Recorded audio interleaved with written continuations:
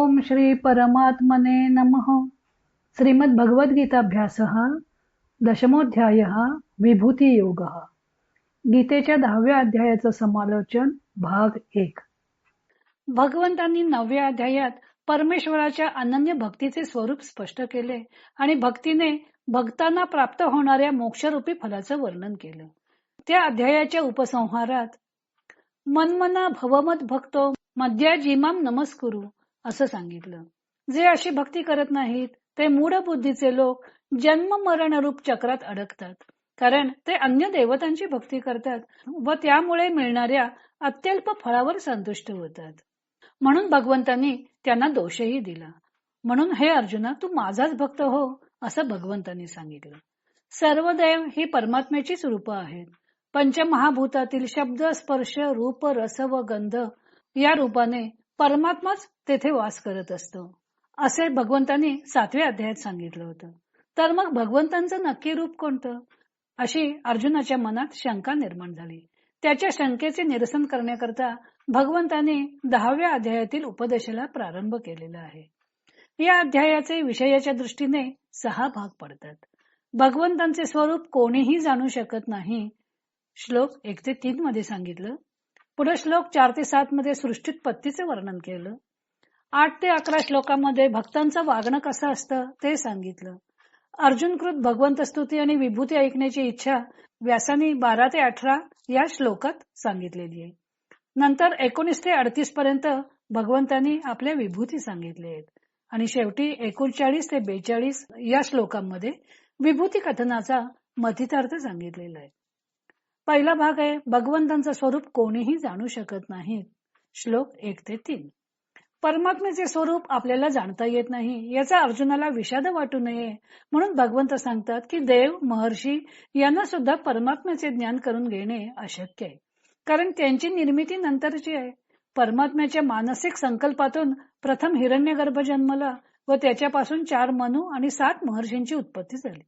अशा प्रकारे सर्व प्राणी मात्रांचे प्रभव स्थान परमात्माच आहे.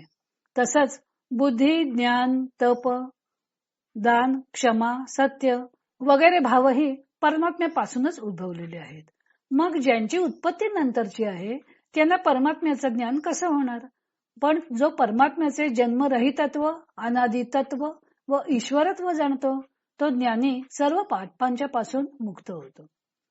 पुढचा भाग आहे सृष्टीत्पत्ती. पुढे भगवंत सांगतात की 7 महर्षी आणि 4 मनू ही 11 तत्व म्हणजे परमात्म्याचे मानस भाव आहेत. त्यांच्यापासूनच ही सर्व सृष्टी निर्माण झाली आहे. येथे जे 7 महर्षी म्हटले आहेत ते कोणी ऐतिहासिक ऋषी नाहीत, तर ती परमात्म तत्वात निर्माण झालेली पहिली सूक्ष्म तत्व आहेत. परमात्म तत्वातून प्रथम महत म्हणजे बुद्धी तत्व निर्माण झालं. नंतर त्यातून अहंकार व आकाश, वायू, तेज, पाणी व पृथ्वी या पंचतन्मात्रा निर्माण झाल्या. या पंचतन्मात्रा व बुद्धी व अहंकार यांनाच येथे सप्तर्षी म्हटलेलं आहे असं तेजोमयानंदाने स्पष्ट केलेलं आहे.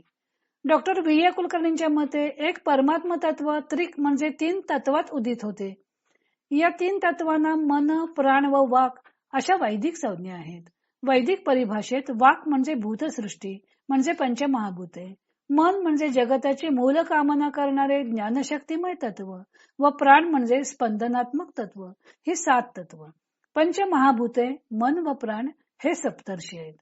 त्यातील मनाच्या म्हणजे मनुतत्वाच्या 4 पायऱ्या आहेत. ज्ञानशक्तिमय मूल कामना करणारे मन हेच विश्वात्मक मन.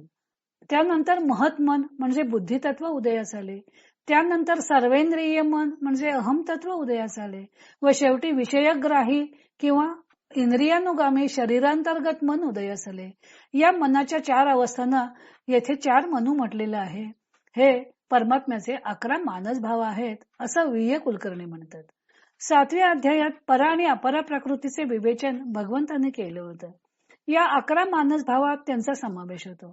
अपरा प्रकृती ही पंचमहाभूते व मन, बुद्धी, अहंकार अशी अष्टधा सांगितली होती. तर जीवभूत ही पराप्रकृती सांगितली असून ती ज्ञानात्मक व स्पंदनात्मक प्रकृती सर्व विश्वात एखाद्या माळेतील दोऱ्याप्रमाणे अनुस्यूत असते असं सांगितलं होतं. या अध्यायात त्याचाच 7 महर्षी व 4 मनू अशा शब्दात उल्लेख केलेला आहे. भूतसृष्टी प्राणसृष्टी व ज्ञानशक्ती मिळून परमात्म्याचे 11 भाव असतात. हे जे परमात्म्याचे मानस भाव सांगितले त्यातून सृष्टीमधील सुख दुःखादी 20 भाव निर्माण होतात. विविध देवता म्हणजे पराप्रकृतीची विविध रूपे व ऊर्जा केंद्रे आहेत. त्या परमतत्वापासून सर्व काही निर्माण झालेलं आहे. त्या सर्वांचं मूळ बीज एकच परमात्मा आहे. या सर्व विभूती व योग जो जाणतो तो अविचलित अशा भक्तियोगाने परमात्म्याशी एकरूप होतो. विभूती म्हणजे ज्या काही विशिष्ट प्राण्यांमध्ये परमेश्वरी तत्व अधिक प्रमाणात दिसून येते ती वस्तू. अभय, सत्व संशुद्धी वगैरे काही दैवी गुण हेही परमेश्वराचाच अंश असल्यामुळं ते दैवी गुण अंगी असणे म्हणजे परमेश्वराचा साक्षात योग म्हणजेच संबंध जडणे होय. किंवा योग म्हणजे योग शक्ती म्हणजेच कार्यपद्धती. अशा प्रकारे विभूती व योग जाणता आला तर तो सर्व पापही प्रमुच्यते, सर्व पापांच्या पासून मुक्त होतो, परमेश्वराशी एकरूप होतो. पुढं 8 ते 11 श्लोकामध्ये भक्तांचं वागणं कसं असतं ते सांगितलेलं आहे. भगवंतांनी सांगितलं की सूर्यगण महर्षी सुद्धा त्याचं स्वरूप जाणू शकत नाहीत व नंतर सांगतात की हे जो जाणतो तो सर्व पापांपासून मुक्त होतो. अविचल भक्ती योगाने परमात्म्याशी एकरूप होतो. या बोलण्यात परस्पर विरोध दिसून येतो. तो भगवंतांनीच पुढे ददामी बुद्धी योगम तम येन माम उपयांती ते असं म्हणून दूर केलेलं आहे. जे भक्तीने परमात्म्याला भजतात त्यांना परमात्मा बुद्धियोग देतो की ज्यामुळे ते परमात्म्याप्रत जातात. त्या निमित्ताने भक्त कसे असतात, कसे वागतात ते भगवंतांनी सांगितलं आहे. परमात्माच जगाचं उत्पत्ती स्थान आहे व परमात्म्यापासूनच हे सर्व जग निर्माण झालं आहे हे लक्षात घेऊन ते परमात्म्यालाच भजतात, त्याचीच उपासना करतात. ते ज्ञानी भक्त एकत्र आले की एकमेकांना परमात्मा स्वरूपाचाच बोध करतात, त्यातच ते रममाण होतात. प्रेमयुक्त अंतःकरणाने परमात्म्याची उपासना करणाऱ्या भक्तांना परमात्मा असं आत्मज्ञान देतो की त्या योगे भक्त परमात्म्याप्रत जातात, त्यालाच जाऊन मिळतात. त्या भक्तांवर कृपा करण्यासाठीच परमात्मा ज्ञानज्योतीने अज्ञानजन्य अहंकार घालवून टाकतो. भगवंत म्हणतात की ददामी बुद्धी योगम तम. परमात्मा त्या भक्ताला बुद्धियोग देतो म्हणजे ज्ञान देतो. परमात्मा कोणी एक दूरस्थ व्यक्ती असून भक्ताला बुद्धियोग देतो असं नव्हे, तर परमात्मा आत्मरूपाने प्रत्येकाच्या हृदयात आहेच, पण त्यावर अहंकाराचं आवरण असल्यामुळं तो ज्योतिस्वरूप परमात्मा ओळखता येत नाही. बुद्धिमान माणसे जसं जसं चिंतन करू लागतात तसा तसा हा अज्ञानाचा अहंकाराचा पडदा विरळ होऊ लागतो व अंतस्थ ज्ञानज्योत प्रज्वलित होते. आत्मभावावर स्थिर झालेली बुद्धी प्राप्त होते व त्या बुद्धियोगाने जे पूर्वी अज्ञानामुळे विविधतेचे दर्शन होत होते त्या ठिकाणी आता एकात्मतेचे दर्शन होते. म्हणून त्या परमात्म्याची कृपा होण्यासाठी त्याचे स्मरण करण्याचा, भक्ती करण्याचा प्रयत्न केला पाहिजे. त्या भक्तीनेच ती अंतस्थ ज्ञानज्योत प्रज्वलित होईल. गीतेच्या 10व्या अध्यायाचा आशयाच्या दृष्टीने पुढचा भाग आहे अर्जुनकृत भगवंत स्तुती व विभूत ऐकण्याची इच्छा. भगवंतांनी 4थ्या अध्यायातील अजोपी सन्न या श्लोकापासून आपलं अज अव्यय असे रूप अर्जुनाला सांगण्याला सुरुवात केली होती. त्यामुळे पूर्वी अर्जुन श्रीकृष्णांना आपला मित्र व हितकर्ता असा एक सामान्य मनुष्य समजत होता. त्याच्या समजुतीत फरक पडला व त्याला भगवंतांचं परमात्म स्वरूप कळून आलं. तेव्हा त्याने परमात्म्याचे स्तवन करण्यास सुरुवात केली. श्रीकृष्ण हे सर्वश्रेष्ठ असून पावनकारक अत्युच्च पद आहेत, जन्म मरणातीत सर्व व्यापक आहेत असे जे असित देवल व्यास वगैरे ऋषी सांगत होते ती गोष्ट आता त्याच्या प्रत्ययाला आली, कारण प्रत्यक्ष श्रीकृष्णानेच त्या गोष्टीची ग्वाही दिली. पूर्वी केवळ आपला सखा या दृष्टिकोनातून अर्जुन श्रीकृष्णांच्याकडे पाहत होता. आता त्याची ती दृष्टी बदलली. पूर्वी अर्जुन भगवंतांना आडमुठेपणानं प्रश्न विचारत होता. आता त्याच्या शंका या श्रद्धापूर्वक व विनीत अंतःकरणाने विचारलेल्या आहेत. भगवंतांचे प्रकट रूप देव दानव कोणीही जाणू शकत नाहीत. तो स्वतःच त्याचे ते स्वरूप जाणतो. इतरांच्या बुद्धीला ते जाणता येत नाही.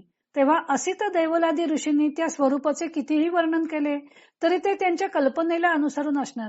म्हणून परमात्म्याचा विभूती विस्तार व त्याच्या दैवी गुणांचा योग अर्जुनाने प्रत्यक्ष श्रीकृष्णांनाच विचारलेला आहे. अर्जुन भगवंतांना विचारतो की तुझे सतत चिंतन करण्यासाठी मी तुला कोणत्या स्वरूपानं ओळखावं, कोणत्या गुणांचं चिंतन करत तुझं ध्यान करावं. हे सर्व करण्यासाठी श्रीकृष्ण तू या जगातील आपलं व्यक्तरूप आणि चराचरातील तुझ्या संबंधांची गुणविशिष्ट खूण विस्तारपूर्वक सांग. आता पूर्वीच्या 7व्या व 9व्या अध्यायात संक्षिप्तपणे आपल्या विभूती सांगितल्या आहेत असं जर भगवंत उत्तर देतील, तर अर्जुन त्यांना आधीच सांगतो की तुमचे वचन परत परत ऐकत असताना तृप्ती होत नाही. परमेश्वराच्या विभूती म्हणजे त्याचं व्यक्त स्वरूप आणि योग म्हणजे व्यक्तिमात्रात असणाऱ्या दैवी गुणांचं ज्ञान होण्याची काय गरज आहे ते अर्जुनानं स्पष्ट केलेलं आहे. सर्व चराचर जगत जरी परमात्ममय असलं तरी ध्यानासाठी विशिष्ट मर्यादित स्वरूप व गुणांची आवश्यकता असते. सर्व काही एकच आहे म्हटलं तर चिंतनच करता येणार नाही. तेव्हा एखादी व्यक्ती कोणत्या गुणामुळे श्रेष्ठत्व पावली, परमात्म्याचे स्वरूप जेथे प्रकर्षाने जाणवते असे रूप म्हणजे विभूती जाणून घेण्याची अर्जुनाला इच्छा झाली की भगवंत लगेचच पुरवतात. आता सुद्धा लगेचच भगवंताने आपल्या विभूती सांगण्यास सुरुवात केली. आता यापुढील समालोचन आपण पुढच्या भागात पाहूया. हरि ओम तत्सत.